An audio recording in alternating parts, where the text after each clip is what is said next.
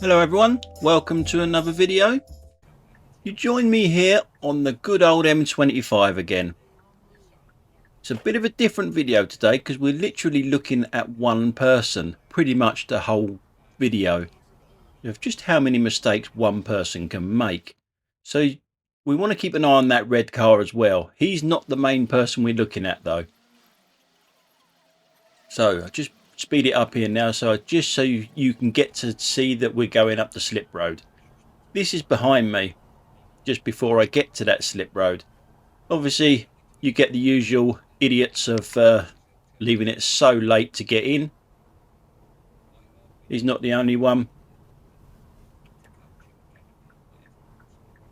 And we're just coming up to the red car. There he is, all the way out there. But he's not the main person we're looking at, as I said. So the red car won't come in there. Obviously it needs to go up a little bit further before it sneaks in, and then sneaks down the inside as well. So not the best. But the main guy we're looking at is just coming into picture now. There he is there, in lane 2. But he wants this slip road. He is a professional driver, believe it or not. A private hire driver that drives for a living, drives people around for a living, and he does that. Now I know this guy is on his way to Gatwick because the traffic is so bad on the M25. His sat-nav has told him to come off here and go down the 217, the A217. I know that, and I know that he's getting in the wrong lane now, because that lane is a left turn only lane and he is not turning left. He's turning right at the roundabout up there. And it's not just because I've seen the video that I know he's turning right and going to Gatwick. It's just painfully obvious that that type of vehicle goes to Gatwick all the time from this area. Now, being a professional driver, it's your job, it's your business to know a different route to your destination other than the one that the sat-nav gives you. Especially for the big ones like the Gatwicks and the Heathrows and stuff. You should know 2 or 3 different routes to get there, just in case something like this happens. But I don't think this guy knows anything about where he's going. It's an easy route, that's the A217 to Gatwick. It really is. And as you can see up here, look, there's the left lane, left turn only lane. Oh, he's got there. How did he get there? Yeah, he was in the wrong lane and queue jumped. So that's 2 things that he's got wrong already. One he could have killed people with, and that one's just a basic queue jumping. So as we come to the roundabout here, the BMW uses the left turn only lane to turn right. Typical, it's another German car.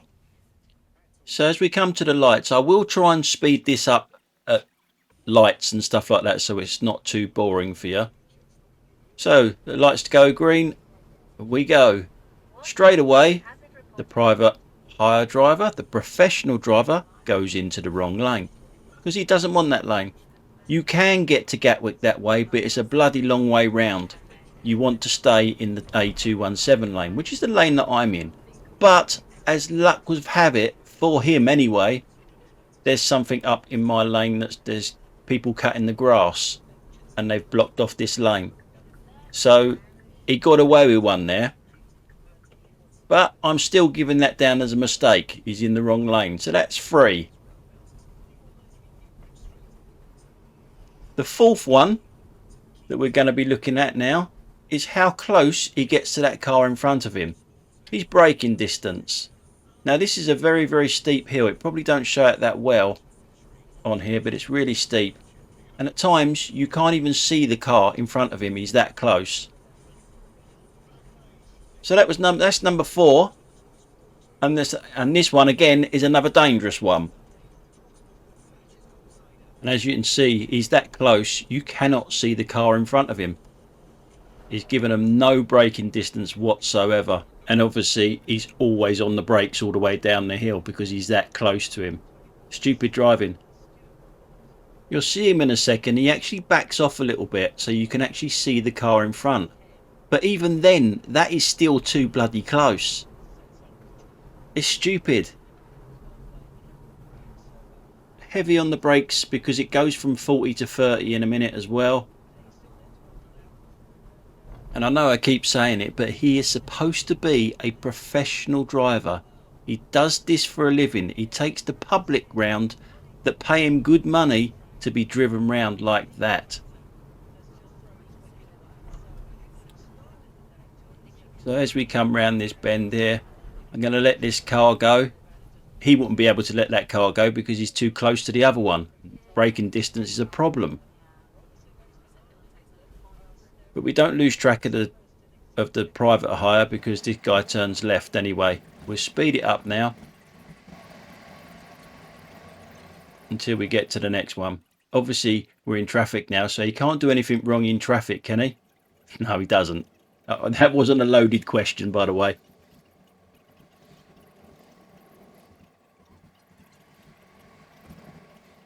So if you don't know this area, this is Ryegate. We're coming into Ryegate.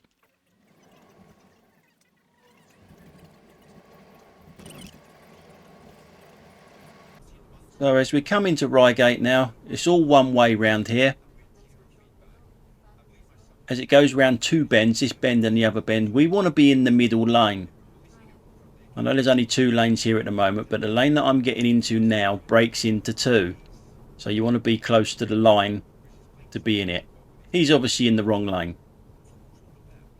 Suddenly realises it there and just pulls out. He indicates, but he pulls out. He doesn't wait that he's in the wrong lane and then goes behind me maybe. Now he's drifting out into lane 3 for some reason. So he gets another point there as well. I know it's only a minor one, but it's still a bloody point. If someone was coming up the outside there could have been trouble.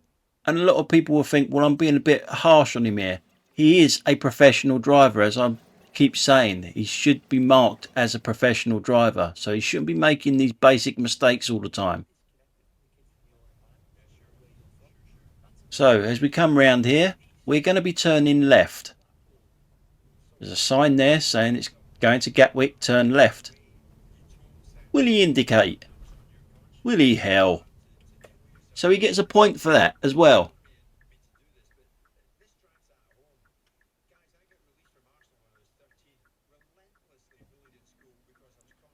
So as we come round this corner here, he doesn't make a mistake for quite a while. So instead of fast forwarding it and that, because it is quite a long way, I'm just going to cut it and go straight to where it is, because we're almost at Gatwick when he makes his next mistake. So we're just down the road from Gatwick now. As you can see, there's a sign there saying that the inside lane is going to be closed in 400 yards. So why would you go into that lane? No point in going into that lane if it's going to be closed. You know it's going to be closed. So he gets another point for that. So now I'm hanging back because I know that he's got to come back out because I could read road signs. Will he indicate back out?